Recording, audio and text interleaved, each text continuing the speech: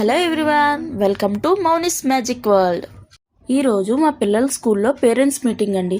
మా పిల్లలు సింగనగర్ రవీంద్ర భారతి స్కూల్లో చదువుతున్నారు.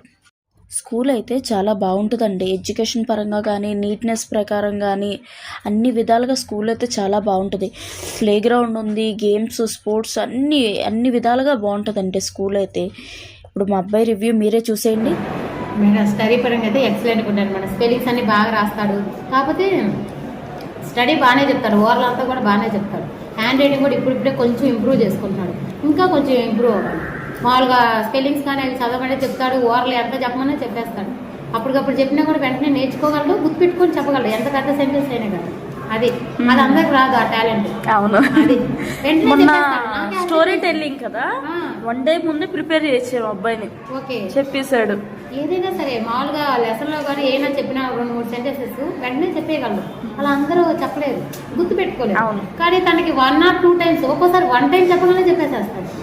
అంత బాగా చెప్తాడు. దానిలో కానీ ఒక్క హ్యాండ్ రైటింగ్ ఒక్కటే కొంచెం ఇంప్రూవ్ చేసుకోవాలి. అది చెప్తున్నాను నేనైతే. ఇంట్లో కూడా మీరు కూడా కొంచెం చెప్పండి.